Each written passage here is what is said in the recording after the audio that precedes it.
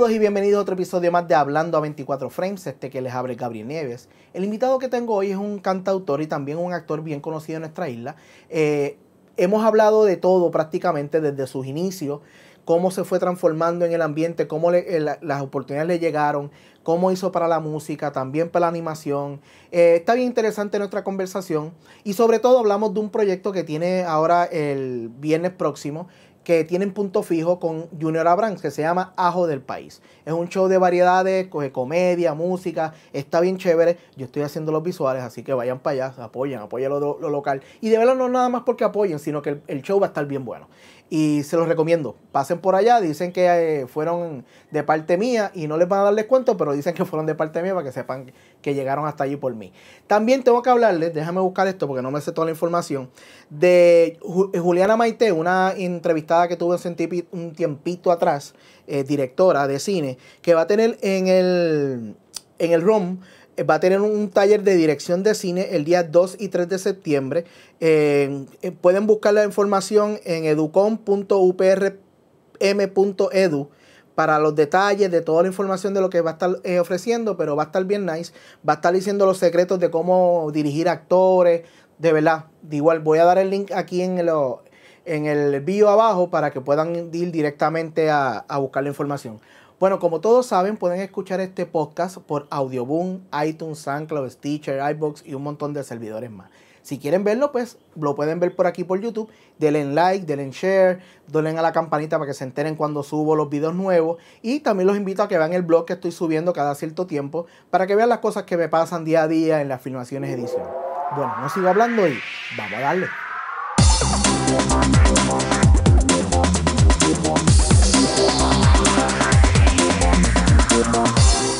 Saludos mi gente y bienvenidos a otro episodio más de Hablando a 24 Frames, que les hable Gabriel Nieves. Un saludo a toda la gente que nos está viendo en YouTube.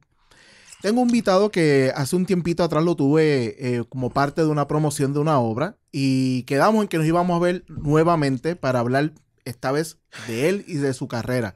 Una carrera muy intensa, larga, muchos proyectos, ha hecho de todo, música, ha hecho teatro, cine, televisión, prácticamente de todo. Muy conocido en nuestro país es Carlos Esteban Fonseca. ¿Cómo estás, Carlos? Un gusto estar aquí contigo. Muy bien, apagando fuego, como dicen en estos días, con mucho trabajo y mucho invento, pero de eso vamos a estar hablando de un proyectito bien chévere que tienes ahora con Junior Álvarez. Pero antes que eso, yo le pregunto a todos mis invitados, ¿qué fue lo que hizo el clic en tu vida que tú dijiste, yo me voy a dedicar a esto? Pues mira, yo lo recuerdo exactamente porque a mí me gustaba mucho, yo era de niño, pues me gustaba mucho las artes, ¿verdad? Y lo que tenía era la televisión y alguna plaza que había ido a una fiesta patronal o algo así, había visto artistas en vivo. Nunca había ido a un concierto en un teatro ni a una obra de teatro. Y entonces ahí me llamaba mucho la atención la música. Yo quería ser cantante y me gustaba mucho el trabajo de los actores en las películas que veía en televisión y que veía en el cine. Pero a mí me preocupaba mucho que en aquella época era la moda de brincarle arriba a los artistas. Y la gente se les tiraba encima y les rompían la ropa. Sí, que era histeria. Y los artistas como que hasta les gustaba eso, o sea, lo promovían, ¿no? Porque, salía cuando le rompieron la camisa a Chucho una noche y qué sé yo, y la policía, ¿sabes? La gente metiéndose para que no se le acercaran a Lucecita que iba montándose en su auto y qué sé yo. Y entonces, un día yo fui a ver Puerto Rico Fuá. Yo tendría 11 años. Y cuando estaba viendo aquello, yo dije, wow, esta gente cantan y actúan. Es como en el cine, pero de verdad. Entonces eso me impresionó y me encantó, pero me seguía la preocupación de lo que pasaba con los artistas. Y cuando se acaba la obra, a mí me había gustado tanto que yo le dije a mi hermana y al novio de mi hermana, que fue con los que yo fui, vamos a quedarnos un momentito. Y me quedé mirando el escenario. ¿Y qué pasa? Que me quedé tanto tiempo que los actores empezaron a salir. Y se empezaron a confundir con gente del público que los estaba esperando y ellos salían con sus bolsos normalmente, y en ese momento era el pedacito que faltaba, eran gente normal.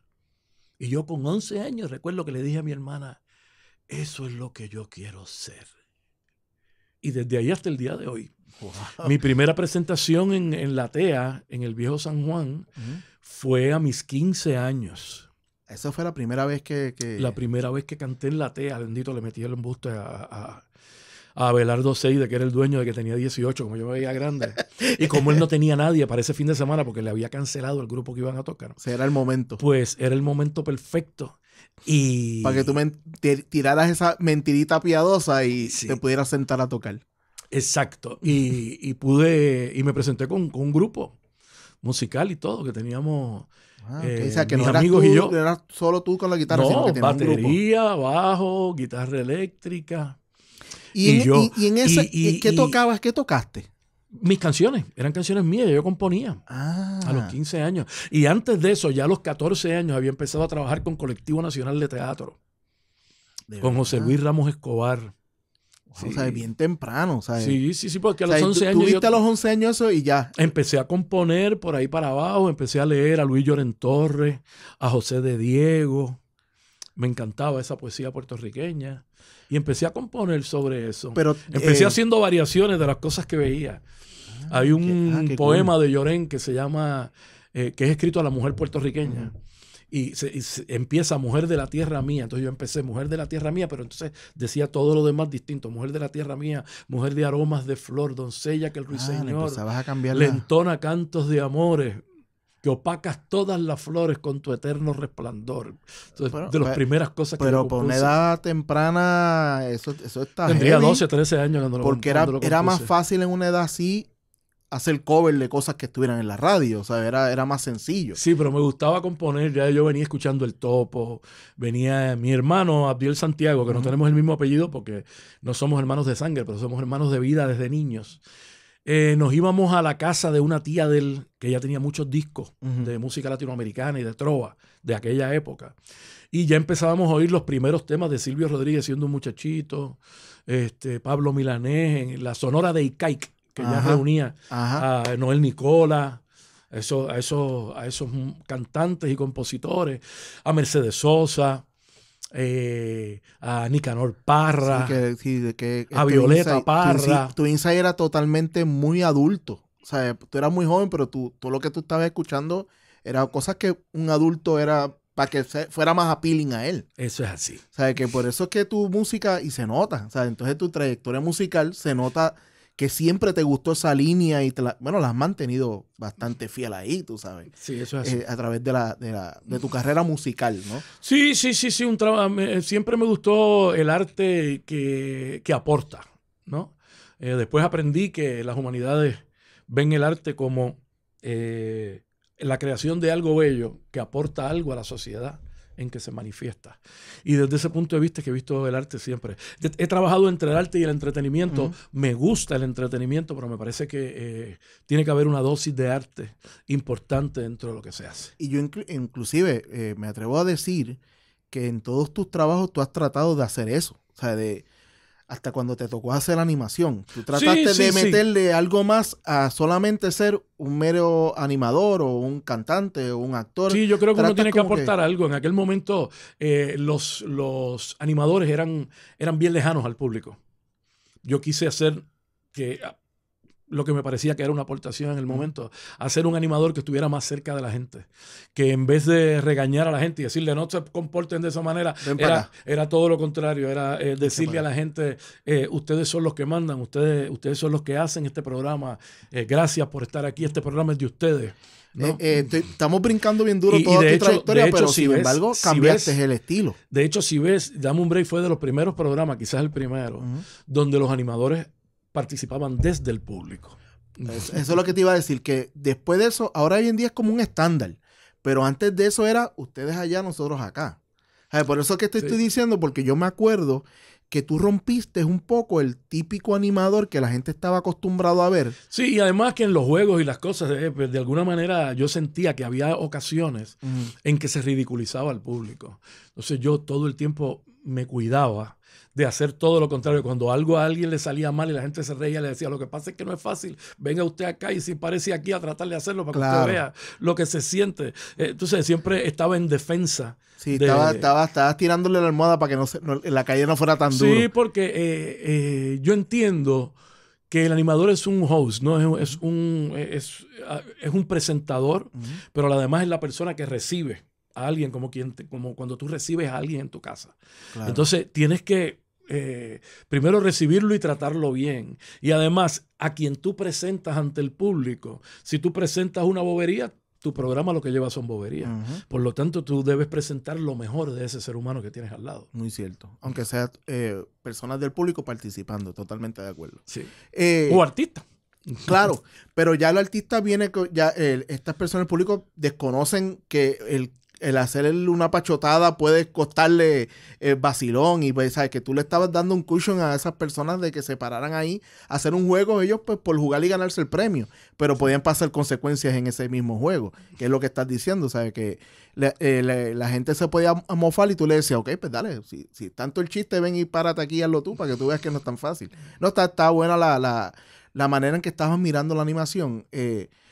La estabas viendo bien humana, ¿sabes? Y así se vio, ¿sabes? Así se vio a través de la historia. Eso es lo que quería, darle ese sentido humano. Bueno, nos brincamos un montón de cosas antes. Yo quería saber, tú empiezas en la tele a tocar música, estabas tocando música, pero ¿cuándo es la primera vez que entonces actúas?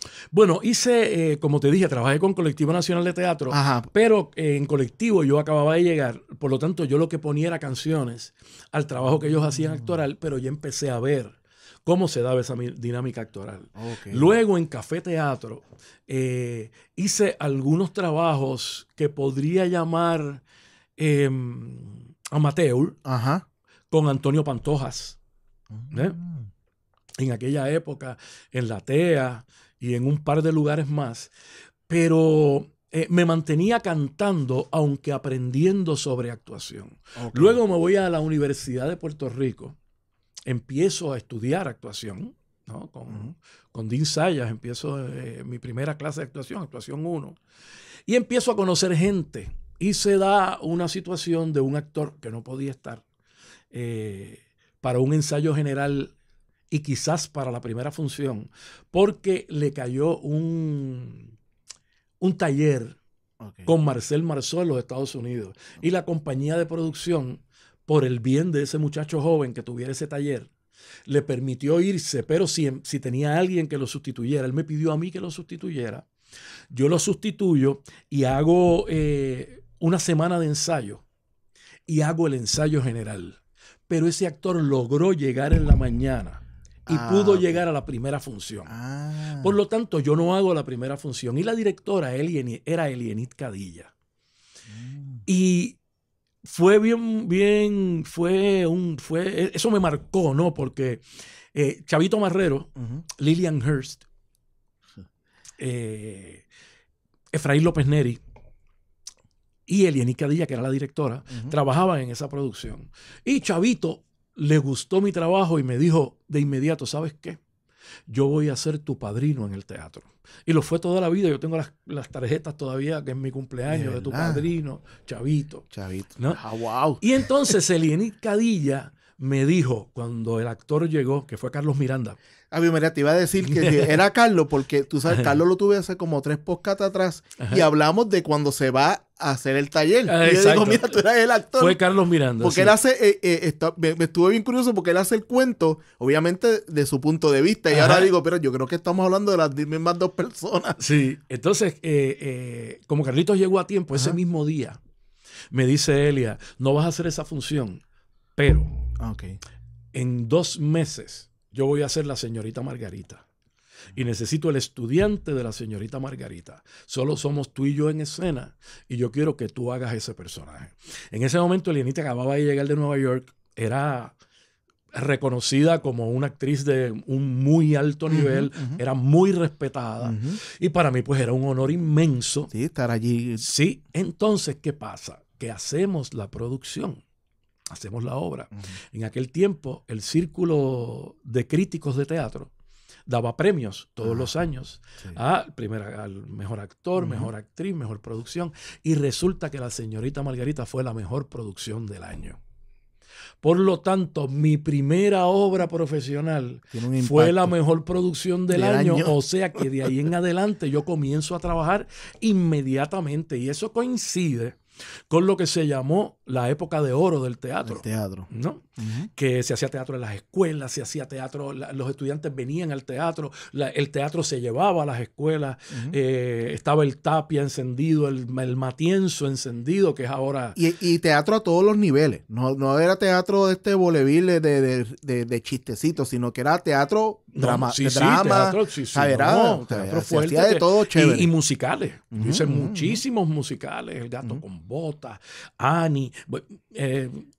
muchos trabajos. Eso era el tiempo cuando se hacía teatro para niños y te decían, tú vas a estar como 3 meses trabajando. Eso es así. Sí, eso es así. Yo recuerdo que yo hice El Gato con Botas y El Héroe Galopante. Y entre esas dos producciones, en un verano, hice 26 funciones. Y siempre uno tenía otros trabajos, había mucho trabajo en el teatro. Entonces llego al teatro en un buen momento y habiéndose ganado el premio a la obra, pues tuve un reconocimiento inmediato, ¿no? Que la gente de inmediato supo, ese muchacho existe. Entonces empecé a trabajar mucho, yo cantaba. En aquella época yo no era bailarín como tal, pero sí era muy ágil, por lo que entonces empecé a hacer cosas de baile. Leonor Constanzo me empezó a utilizar en los musicales. Empecé a aprender a bailar con ella y ahí pues pude cantar y bailar en muchas cosas, ¿no? Y ahí comenzó pues toda esa carrera en el teatro, que es interesante porque la gente piensa que yo comencé en la televisión y que la televisión me llevó al teatro, y es todo lo contrario. Yo comencé en el teatro y el teatro fue quien me llevó a la televisión. Pero lo increíble de esto es que todo esto que has dicho ahora surge porque ibas a hacer un papel que nunca hiciste. O sea, exacto, nunca lo llevaste, ¿sabes? Así es la vida. Y así es el teatro. Y fíjate qué interesante, que es el teatro el que me lleva a la televisión, porque es Elienit Cadilla quien me recomienda con Angela Mayer. Y ahí es que yo llego a la primera novela que hago con Ángela y luego a la próxima novela, y de ahí termino trabajando con Ángela y con múltiples ellas y me hago parte de esa compañía. Trabajo 5 años en la televisión con ellos. Y un programa sumamente reconocido. Y todo el tiempo haciendo teatro. Haciendo teatro a la misma vez. Y se hacía mucho teatro. Entonces yo tuve la oportunidad de hacer Siglo de Oro. Si te menciono algún personaje de los personajes que no puedo olvidar, no, porque uno no olvida prácticamente ninguno, pero personajes así muy importantes para mí, el Rey Basilio en La vida es sueño de Calderón de la Barca, Edipo Rey en teatro griego. Yo hice Edipo es un trabajo bien fuerte, el trabajo más fuerte de mi vida, yo creo. Se hacía teatro sólido. Hicimos una comedia también luego, una comedia más o menos en ese tiempo, que fue lo que me dio el empujón para empezar a protagonizar, porque antes de Edipo y antes de esto, se hizo esta obra, que fue la primera que protagonicé en mi vida, que se llamaba Préstame un tenor. Y para esa obra es que tuve mucha suerte también, ¿ves? Porque para esa obra había que cantar ópera. ¿Ves? Entonces, para eso me pusieron de maestra a la directora del departamento de canto del Conservatorio de Música, que era en aquel momento María Estel Robles. Bueno, ella. Exacto, la persona que estaba ahí. Sí, es que era una soprano reconocidísima. Eso te iba a decir que en aquel momento era el top. El top. Y ahí pues tuve que cantar ópera, tuve que prepararme en el bel canto durante 2 meses para hacer toda un aria de Don Carlos, cantar, para los que lo conocen, el Dio que en el alma infondere. Dio que en el alma infondere, amor, volesti espe. Es una pieza por ahí para abajo que hay que meterle y dura como 8 minutos. ¿No? Y Carlos, ¿nunca te preocupaba? Entonces, me hace la pregunta ahora, pero quería contarte esto. Ajá. Era la primera obra que yo protagonizaba. Y cuando yo llego al ensayo, no solamente me habían dicho que yo tenía ese personaje. Y cuando yo llego, estaban en el salón de ensayo Norma Candal, Chavito Marrero, Gladys Rodríguez. Era como que este es el elenco. Sí, y entonces, pues, yo intimidado, pero pero... Ahí va la pregunta. Pero sentía mucho... Sí, por ahí va la pregunta. Esa era la pregunta. O sea, sí, digo, sí, me sentía... Porque lo que tú mencionas, Carlos, los momentos clave son los caballotes de los caballotes lo que había ahí. O sea, era gente que tú dices, Sí. no, el día que yo actúe con él, y entonces tú comienzas a actuar con este tipo de calibre de actores. Sí, y aprendiendo de ellos porque yo siempre fui entregado en lo que hacía y en lo que hago, siempre me tiro de cara a tratar en el máximo y eso a ellos les gustaba mucho, entonces me ayudaban.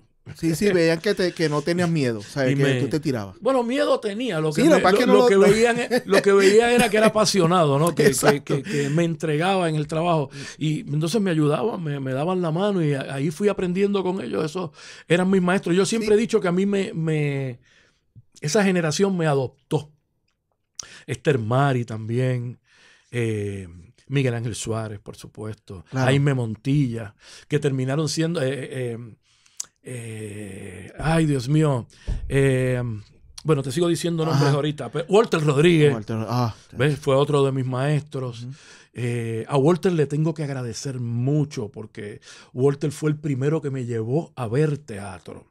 Y Walter, todas las noches, cuando vio que yo tenía talento, cuando yo tenía como 14 años, las primeras obras que yo vi, fue Walter el que me llevó a ver a Colectivo Nacional de Teatro. Y Walter me llevó a un festival completo y como yo no tenía cómo regresar a mi casa, pues no tenía otro, tenía 14 años. Walter, que vivía en Caguas, me llevaba hasta Bayamón Gardens, en Bayamón todas las noches, a las 11, a las 12 de la noche, cuando se acababa la obra, cuando terminábamos, me llevaba allá a Bayamón para entonces irse para Caguas, noche por noche, de lunes a viernes, para que yo viera todo el festival. Él estaba reconociendo que el que tú te... vieras teatro y va a enamorarte de más. Eso es así, porque él cuando me oyó cantando me dijo, tú eres actor. Y tienes que ver teatro y lo vas a ver. Y así mismo fue. El teatro me enamoró. Yo siempre he dicho que yo no fui al teatro. A mí el teatro, yo no busqué el teatro me buscó a mí. Y qué bueno profundamente, que fue porque nada es más disfrutable que el teatro. Me gusta mucho el cine, porque el cine es como el teatro también, pero en escenarios reales. Claro, ¿no? claro. Y lo único que, como decía Raúl Juliá, el teatro es subirse a una piedra, a una montaña y gritar la verdad. El cine es gritar, es susurrar esa misma verdad al oído del espectador. Eso está chévere. Entonces, que eso es otro caballo de la historia de nuestro país, porque una pena que se haya ido tan temprano. Cuando iba ahorita de la pregunta de que si no, pues vamos, temor siempre se va a tener. Esto es un negocio de que se aprende a manejar el temor, pero siempre hay un tipo de miedo, ¿no? De subirte al escenario, de cuando cantas por primera vez. O sea, siempre estás bregando con eso, ¿no? Pero el trabajar con figuras tan grandes nunca te dio como que, porque yo estoy aquí. O sea, sí, hay momentos en que uno, digamos que hay momentos como todos los seres humanos, que tienen momentos en que te puedes deprimir, que puedes ver, pero hay momentos en que le baja la autoestima a uno y uno, rayo, ¿qué yo haría aquí? Pero el respaldo de esos compañeros, que como te decía, esa generación a mí me adoptó. O sea, yo tengo que decir que yo he vivido dos generaciones distintas. Porque Miguel Ángel era, por ejemplo, Miguel Ángel era mi íntimo pana, teniendo 22 años más que yo. Después era como mi hermano mayor y terminó siendo como mi padre, ¿no? Esther Mari era una madre para mí. Jaime Montilla fue mi profesor y luego uno de mis mejores amigos. Y fue mi maestro hasta el último momento de su vida, ¿no? Siempre me coachaba, él era un gran coach. Y igual que en la música también, porque Antonio Cabambar el Topo sigue siendo como un hermano mayor para mí, su hijo es como mi sobrino. Esa generación a mí de algún modo pero, Carlos, me hizo parte de ella. Tú en ningún momento mencionas nombres que no son top, ¿sabes? Son gente bien fuerte. Bueno, gracias a Dios con esa gente me ha tocado trabajar. Y muy temprano que tú pudieras entrar a ese grupo, que mucha gente en un momento dado, cuando estaba estudiando la carrera, desearían. O sea, ese era ese era tu day to day, ¿sabes? En cada lado, ¿sabes? Estamos hablando del topo en música, estamos hablando Bueno, yo de trabajé Chavito, con Frank Ferrer. En la música, si vamos a hablar también, pues Frank Ferrer, Juancito Torres, el que le llamamos el Godfather, probablemente el mejor trompetista que ha dado la historia de Puerto Rico. Y tuve la oportunidad de trabajar con él por mucho tiempo, con la Descarga Boricua. Hicimos 4 discos. Hicimos... sí, 4 discos. 2 los hicimos en Puerto Rico, 2 los hicimos en Nueva York. Sí, he tenido la oportunidad de trabajar con gente extraordinaria, Endel Dueño, Anthony Carrillo, Cachete Maldonado, que siguen siendo mis hermanos. Ahora mismo acabo de grabar un tema ¿de verdad? con la orquesta de Anthony Carrillo, considerado el mejor bongocero del mundo, que es además el bongocero de Palmieri. Él tiene una orquesta nueva que lleva por nombre Avalancha, él la dirige. Vino a Puerto Rico a grabarme un tema, a grabar mi voz para un tema, y estamos trabajando juntos en ese proyecto de Avalancha. Vamos a ver cómo se da eso. Tú nunca has, yo creo que tú medio lo contestaste cuando empezaste a hablar de por qué trabajas el arte de la manera que lo trabajas. Tú nunca trabajaste las cosas pensando, esto es lo que al público le gusta, sino esto es lo que yo quiero aportar, ¿sabes? Porque tú, hasta lo que tú has hecho de música, no es pensando pegarlo en la radio. No, nunca he hecho nada para pegarlo en la radio, nunca. Mi trabajo de música... todo ha sido, o sea, por ejemplo, Absurdo Urbano, que fue mi primer trabajo en la época universitaria. Eso era un trabajo con 3 guitarras, 3 voces, y un mimo y una bailarina. Era un trabajo totalmente distinto. Usábamos la sátira, no parodias, hacíamos sátira, canciones bien bellas que montábamos a voces. A mí siempre me han encantado las voces, pues yo me crié en una iglesia donde cantaba en el coro, en el Orfeón, y cantaba en un grupo de jóvenes que se llamaba La Tamburina, de la Iglesia Discípulos de Cristo de Calle Comerío, donde mantengo muy buenos amigos. ¿Tu familia es musical? Mi papá cantaba y mi mamá era actriz de niña en la escuela. Mi mamá murió a los 78 años y todavía en Comerío le decían la zapaterita prodigiosa. De verdad. Sí, porque ella hizo esa obra en la escuela y fue un palo así, la llevaron por las distintas escuelas de Comerío. Todo el mundo siempre se acordaba de ella de esa manera. Así mismito, la zapaterita prodigiosa, mi mamá. Era la zapaterita prodigiosa. ¿Sabes? Que entonces sí había una vena artística en tu casa. ¿Sabes? Había una vena artística en mi casa, pero una vena totalmente fuera de pensar en eso como algo profesional. Claro. Al principio, para mis padres, yo estaba cometiendo el error más grande de mi vida y no sé si mi madre murió todavía pensando lo mismo. Y mi padre, que bendito ha estado bien malito, pero vive, todavía me dice, mira, ¿por qué tú no te buscas un trabajo en algo? Porque esto tiene muchas subidas y bajadas, sí, tú sabes cómo es esto. Pero esa es la preocupación. Papi, imagínate a mis 56 años empezar a buscar ahora qué otra cosa hacer. Yo no sé hacer más nada. Esto es lo que me gusta. Esto es lo que yo sé hacer, tú sabes. Yo no sé, yo he dedicado toda mi vida a cantar, actuar, escribir, componer, dirigir. ¿sabes? Sí, no hay forma de pero me puedo ir a trabajar en una tienda y le actúo a la gente para que compren ropa, canto. Pero es que después, lo hemos dicho montones de veces en el podcast, el que entra a esto pensando en fama y fortuna debe buscarse otra profesión, porque aquí hay que gustarle, ¿sabes? Esto no hay otra manera de tú trabajar en este ambiente si no te gusta. ¿Sabes? Si tú quieres crear, quieres aportar, quieres llevar algo, pues entonces sí. Y pues uno va a decir, la gente a veces piensa que hay que vivir siendo bien rico, ¿sabes? Mira, no, hay que vivir feliz. Yo creo que es más importante la carrera que llevas, que es bien variada, porque vamos, tampoco es que tú hiciste música nada más, tú has hecho de todo. O sea, en cine nada más, tú tienes como 10 o 15 películas entre televisión y cine como tal. Bueno, más de eso, si vamos a ver la televisión. Sí, por eso. Sí, con la televisión bastante más, porque antes se hacían muchas miniseries. Pues con Vicente. Y muchos unitarios. No, con Vicente yo debo haber hecho, 6 o 7 unitarios. Sí, hice una miniserie de 28 capítulos.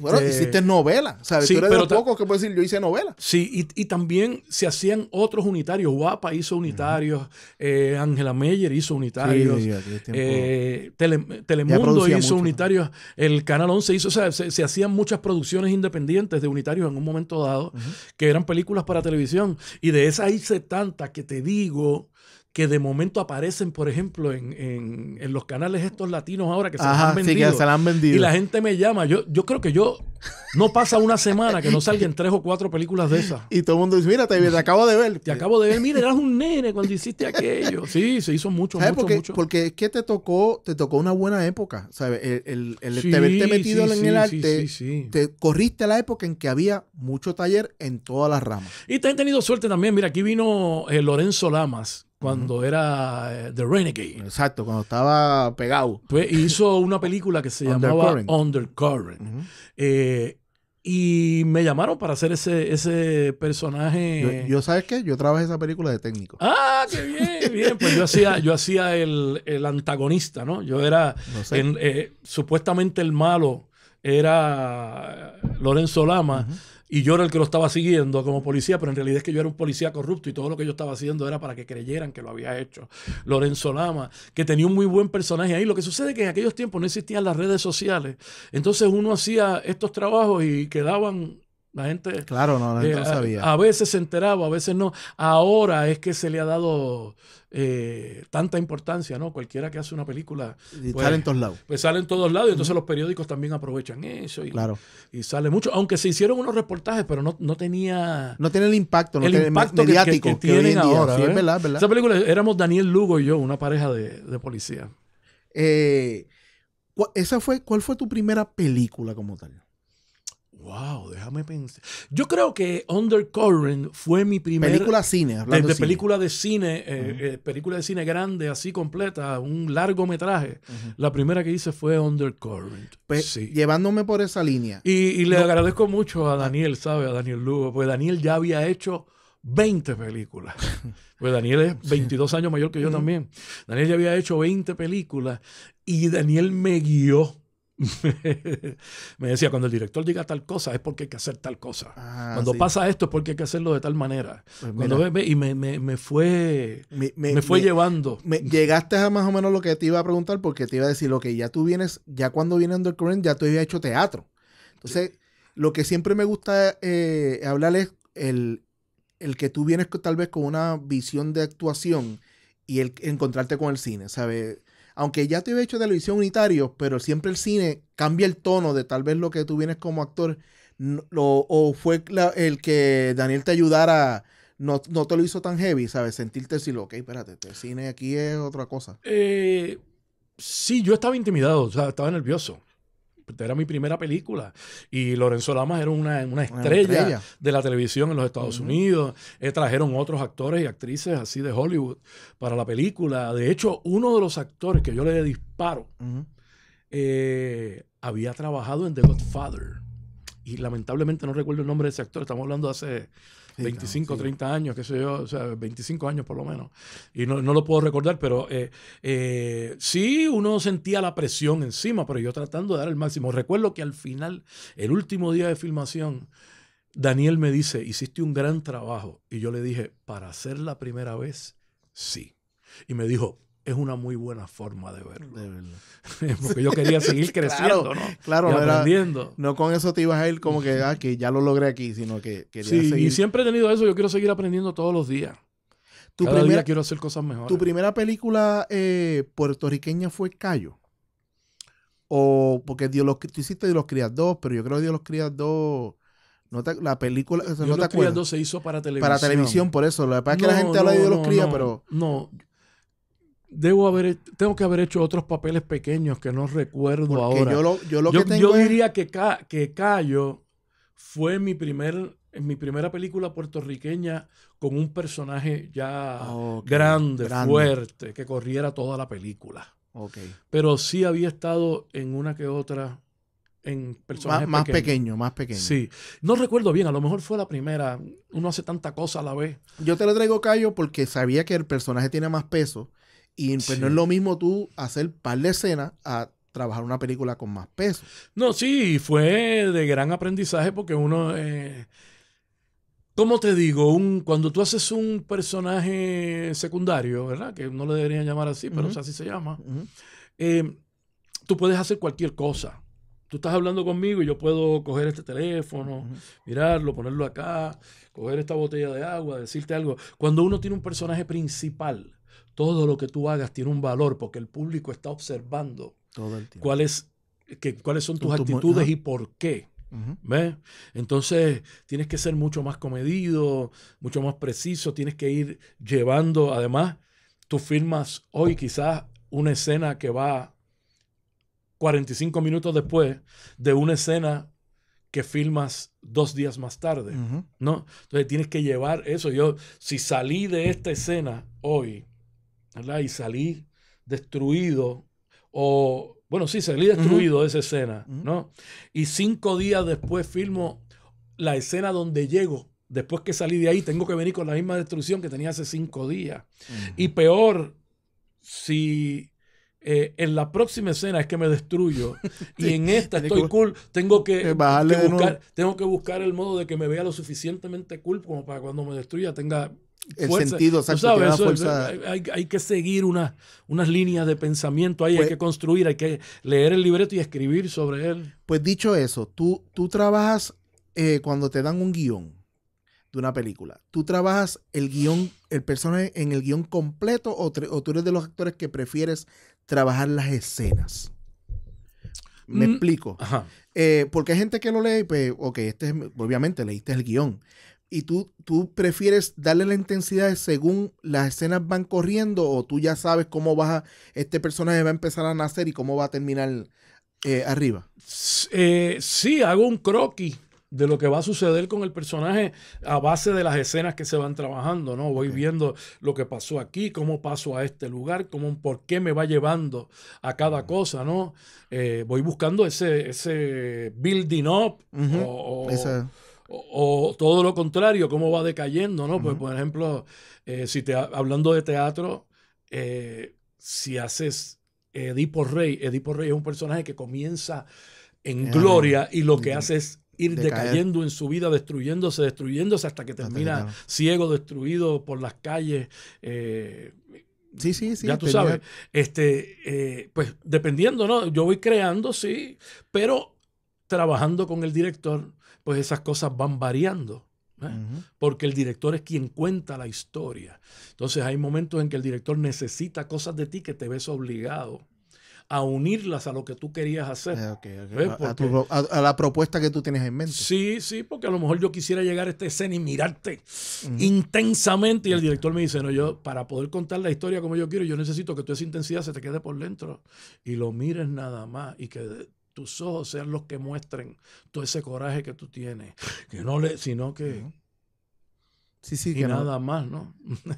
Sí, es que es bien interesante porque es verdad, el cine es un trabajo, es lo que el director quiere contar. O sea, que muchas veces pasa eso que tú dices, que tú vienes con, yo voy en esta escena, voy a hacer esto, y cuando vienes y te sientas con el director y dices, todo eso sí va a estar dentro de ti. Tú lo vas a saber, pero el público tiene que saber poquito. Y es lo que es interesante de cómo se va construyendo, porque es diferente al teatro. El teatro también, aunque tiene un director y eso, pero tú tienes también una manera de mucho más aporte, ¿no? Tú te sientes así también en el teatro, que tú tienes más control del personaje muchas veces que lo que es el cine. ¿O piensas que no? Es igual. No, es igual. Es igual y es distinto. Hay cosas distintas, hay cosas que son iguales. ¿Ves? Pero igual uno va negociando con el director, uno va planteando lo que uno quiere hacer. El director también te va a cambiar algunas cosas. Él está contando la historia igual en el teatro, ¿no? ¿Sabes? En ciertas cosas es igual, en ciertas cosas es distinto. Llegó un momento en tu carrera que estás haciendo Dame un Break, estás haciendo teatro, tienes discos en la calle. Prácticamente yo me acuerdo verte en todos lados. ¿Sabes? Era un momento en que estaba pero bien presente, ¿sabes? Musicalmente hablando, estabas haciendo obras, estabas haciendo el programa. ¿Cómo tú bregabas con tantos proyectos a la misma?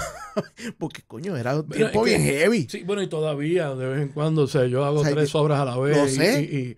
Y una película. Ahora mismo estoy trabajando en el proyecto Ajo del País, Late Night Show, en medio de la producción a 2 semanas, y comienzo a filmar una película en semana y media. Y acabas de terminar una, ¿no? Sí, el otro día terminé Fuente Ovejuna, Corta, que fue otra obra que hice más o menos en los mismos días. Pues mira, a mí me gusta mucho, eso yo decía el otro día, si a uno no le llega a gustar esto, uno se moriría. Porque, y a la misma vez estaba haciendo una audición para otra película en estos días. ¿Ves? Que creo que la voy a terminar haciendo. Por eso yo creo que cuando un actor tiene momentos bajos, son más fuertes. Porque cuando los altos son tan intensos, me imagino que cuando de momento, yo no estoy haciendo nada. Mira, sí, es terrible, sí, es horrible, así mismo como lo estás diciendo. Es horrible, como bendito sea Dios. Y ahora, ¿sabes? Entonces te sientes, y es hasta depresivo. Sí. Pero yo tengo la suerte de que mis maestros, yo aprendí a no aprenderme líneas, sino a aprenderme situaciones. A entrar en esas situaciones. Por lo tanto, a mí las líneas se me van quedando. Yo no soy el actor que se sienta y en botella. No, yo me voy aprendiendo las situaciones. ¿Ves? Y entonces puedo tener situaciones en una obra, puedo tener situaciones en otra, de puntos de vista diferentes, porque son personajes diferentes, pero no dejan de ser situaciones. ¿Ves? Y ahí pues tengo para poder guardar en mi memoria bastante. Con tanta cosa que te tienes que aprender, a veces tienes horas bien heavy de actuación y de ensayos. ¿Cuándo te sientas a escribir? ¿Sabes? ¿Siempre sacas tiempo o es cuando de momento viene una idea? Por ejemplo, para la música, pues yo escribo cuando tengo ganas y a menos que tenga un proyecto el cual necesito próximo que necesito escribir para eso, entonces me lo propongo y me siento y escribo. Para el teatro, como este trabajo de Ajo del País. De Ajo del País con Junior, pues nos hemos repartido y hemos ido escribiendo los dos. Okay. Y saco tiempo, ¿sabes? Me obligo.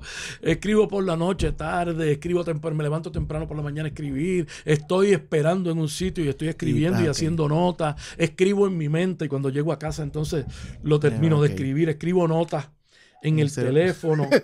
Mira, te voy a mostrar. ¿Sabes? Que prácticamente todo el tiempo está. Escribo notas en el teléfono. Y con eso pues sigo escribiendo cuando llego a casa.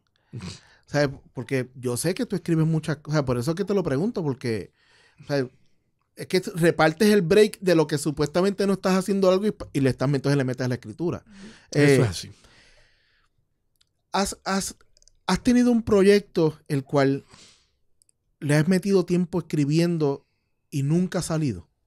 Que tú digas, este es el proyecto que yo siempre he querido. No me tienes que decir nombre, pero... Sí, tengo algunos proyectos allí. Que siempre es el nene que es el bebé que te enamoró. Dice, esto yo siempre he querido hacerlo. Sí, bueno, hay obras de teatro que he querido hacer que nunca pude hacer y que ya se me pasó el tiempo. Porque eso nos pasa a todos, ¿no? Claro. O sea, yo quería hacer gospel, por ejemplo, de muchacho, y logré hacer algunas canciones de eso, pero nunca pude hacerla. Tan buena que es esa. Quería hacer Stanley Kowalski, ya se me pasó un tranvía llamado Deseo, y ya se pasó la época para hacerlo. Cosas así, ¿no? Pero sí también he escrito, sí, tengo cosas ahí escritas que en su momento haré. Okay, que siempre todavía las mantienes ahí como que eso, claro. Coming soon. Sí.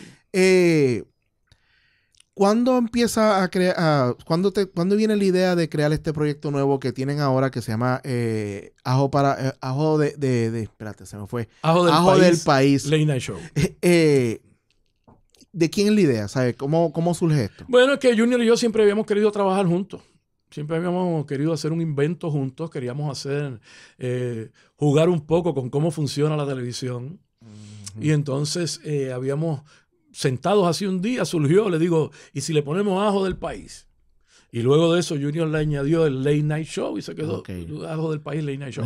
Y hace como 5 o 6 años veníamos hablando de hacer eso en algún momento, como tú dices, cosas que uno tiene guardadas para hacer algún día. Y ahora nos reunimos, buscamos los papeles viejos que teníamos, empezamos a poner notas y qué sé yo, y nos zumbamos a hacerlo y ahí estamos. Ajo del País, Late Night Show. Sé del proyecto porque tengo un poco de participación en el mismo y encuentro que está genial lo que quieren hacer, la idea está muy buena. Cuando ya vamos a un poco hablar más del proyecto, ¿cuándo es que la gente puede ir a verlo? ¿Este empieza cuándo? ¿Cuándo empieza el show? Ajo del País. El día 1 de septiembre. Va a ser el día 1 de septiembre en punto fijo, a las 8:30 de la noche. El 1, el 2 y el 8 y el 9 hasta ahora. Hasta ahora de sí. septiembre. Porque eso tiene carne para picar por ahí para arriba. Eso es así. Y yo entiendo que es un palo. A mí me gusta la línea de lo que están haciendo, porque lo que poco que he visto, porque tampoco es que he visto mucho. Sí. Y creo que va a ser un palo. Ajo del País va a estar en punto fijo empezando desde el 1 de septiembre. Ya lo saben, pueden buscar el teléfono. 303-0334. 303-0334. prticket.com. O información también pueden buscarla en el 627-0211. Ya lo saben. Para la gente de YouTube, perdón, lo voy a estar poniendo en pantalla los números que está diciendo Carlos aquí. Y Gabriel está trabajando con nosotros en eso, así que y por eso vaya, hay que seguir. Trabajo también tiene imágenes y las imágenes las aporta Gabriel. Eso es así y de verdad que por eso les digo que lo que he visto está bien chévere y la van a pasar súper bien. Vamos a reírnos de nosotros mismos, vamos a reírnos de cómo los puertorriqueños vivimos. O sea, el hashtag es Así Somos los Boricuas. Cómo hacemos nuestras marchas, cómo reaccionamos a la crisis, cómo somos en la familia, cómo bregamos con la cuestión de la inmigración, cómo nos tratamos los unos a los otros. Tengo una curiosidad. Cómo es la televisión puertorriqueña, cómo se da la dinámica de los artistas. ¿Cómo ha sido cada vez que voy con una pregunta, tiras una línea de lo que... ¿Cómo ha sido la dinámica en la comedia de Junior y tu comedia? Ajá. Pues, al principio, hace 5 o 6 años, no lo hacíamos porque no habíamos madurado suficiente. Entonces yo quería que él hiciera lo que yo decía, él quería él quería que yo hiciera lo que él decía.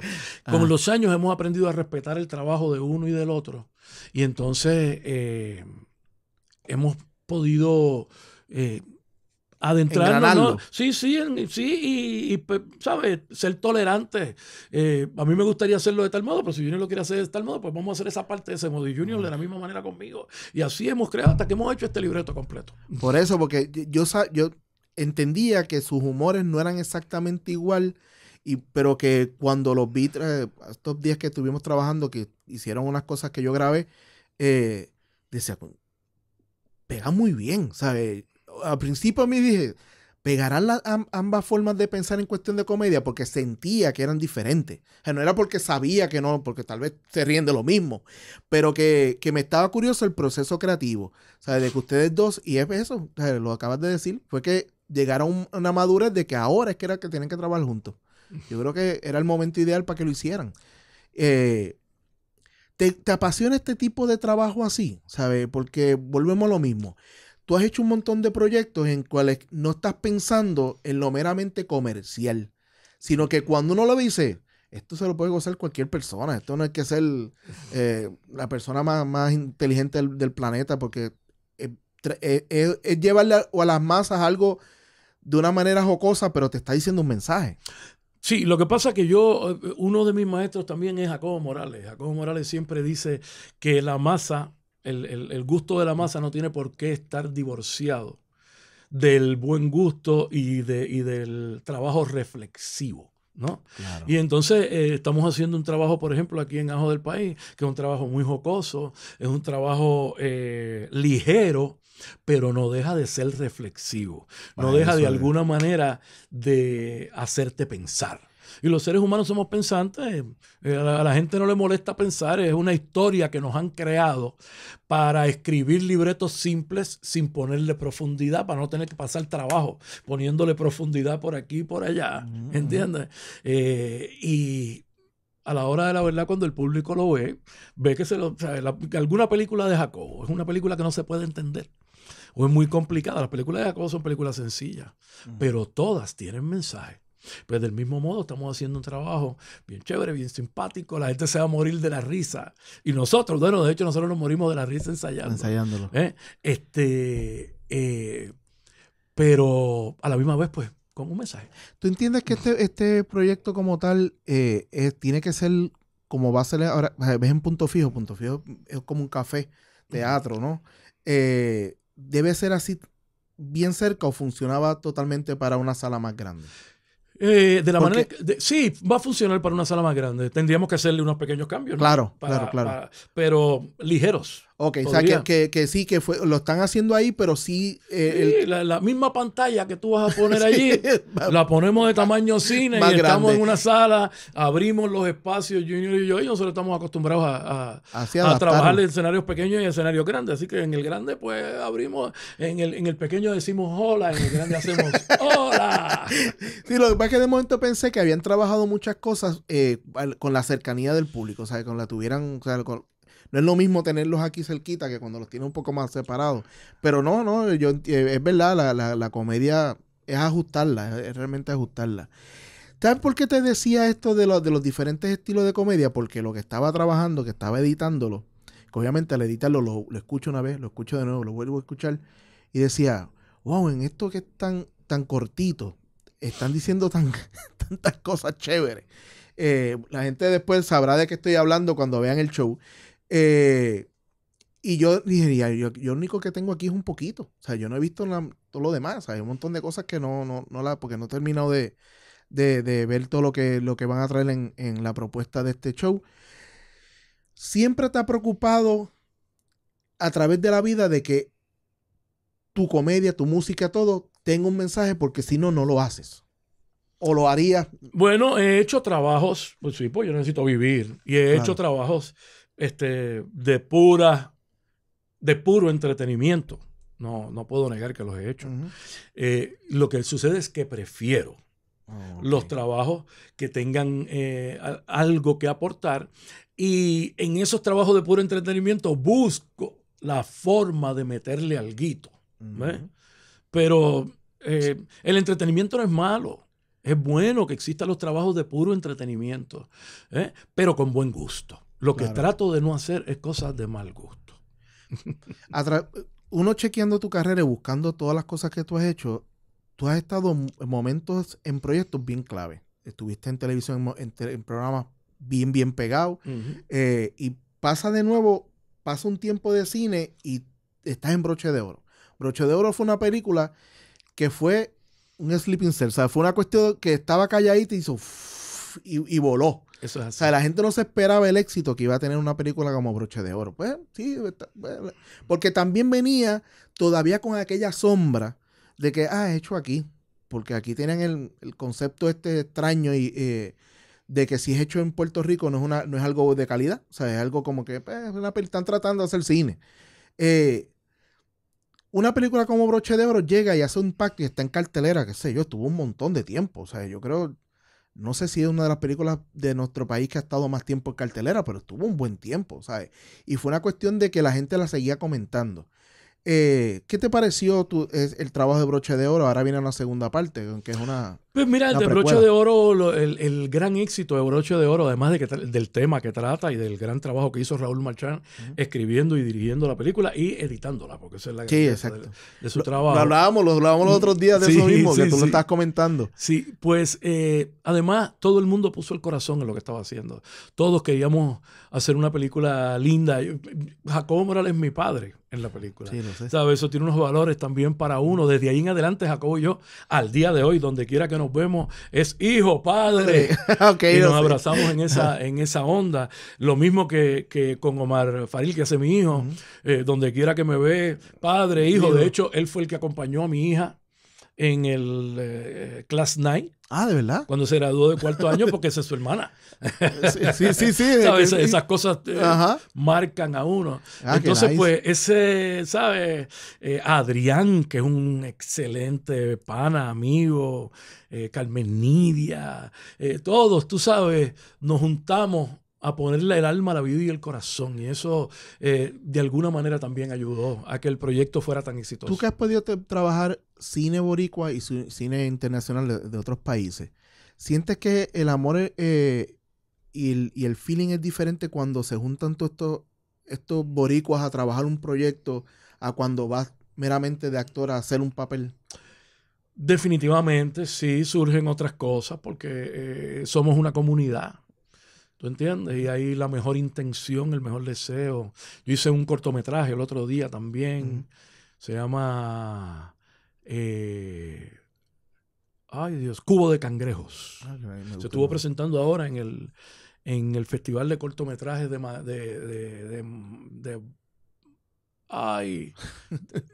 este lugar en España. Lleva 60 años presentándose el festival allá. Y sí, siempre ahí, tú sabes, uno va a trabajar con el corazón en cada cosa que hace, pero acá uno llega y cuando llega, ¡ay, cómo estás! ¡Qué bueno que estás en la película! Mira, que yo estaba pensando que tal cosa, que tú crees que podemos hacer aquí. Empezamos a conversar, a buscar, a darle... Y el colectivo es diferente. Sí. O sea, el colectivo es diferente. Yo creo que tiene que ser un crew que se lleve tan mal para que tú no sientas eso que tú estás diciendo. O sea, que tú sientes como que el que tú digas algo estás aportándole porque le coges cariño nada más como que esto es un trabajo para pagar mis deudas o o porque me llamaron, sino que te sientes un poco más integrado al grupo, ¿no? Yo creo que eso es parte de que cuando se ven estas películas puertorriqueñas, tú ves que la gente que estaba trabajando le metió más, o sea, le metió mucho más cariño. Sí. De igual manera, te siguen cayendo trabajos en cuestión de cine americanos, que son los más que vienen, ¿no? Pero... Sí, he hecho poco de cine americano. Ahora viene Broche de Oro 2, que es la precuela, es lo que pasó antes. Y ahí tengo un trabajito de lo más nice también. Pues, te iba a preguntar que si salía, porque no sabía si, como es la precuela, porque si es la segunda, pues uno dice, pues tiene que salir. Pero no sabía si en esta, no estaba seguro si ibas a salir o no. Sí, tengo una participación pequeña, pero muy importante dentro de la trama, ¿no? Qué bueno que porque bueno, no voy a decir por qué, pero es una intervención sencilla, pero hecha con mucho amor. Qué bueno que estemos hasta haciendo segundas partes de nuestras películas, ¿verdad? Claro, Es como claro. que chévere. Bueno, ya estamos acabando. Vamos otra vez a recordar tu nuevo trabajo, que es Ajo del País. Late Night Show. Que estará presentándose. Desde el 1 de septiembre en Punto Fijo, en el Centro de Bellas Artes, a las 8:30 de la noche. 304-0334 para boletos y para mayor información, 627-0211 o prticket.com. Bueno, mi gente, hasta aquí otro episodio más de Hablando a 24 Frames. Gracias mil, de verdad, que te hayas tirado para acá, Carlos. Esto es un recordatorio de que me visitaste. Ay, Era un gracias. pin de Hablando a 24 Frames. Okay. Y ya sabes, cualquier invento, aunque no trabajes en él, puedes pasar por acá y hablamos del mismo. Mil gracias a ti siempre y gracias por hacer este trabajo que lo haces con la mejor intención de difundir lo que sucede culturalmente en el país y eso yo te lo agradezco. Bueno, con esas palabras entonces sí me despido. Muchas gracias a todos por escuchar otro episodio más y siempre cierro de esta manera. Toda vida es una película. La diferencia es que no todas llegan al celuloide. Bye bye.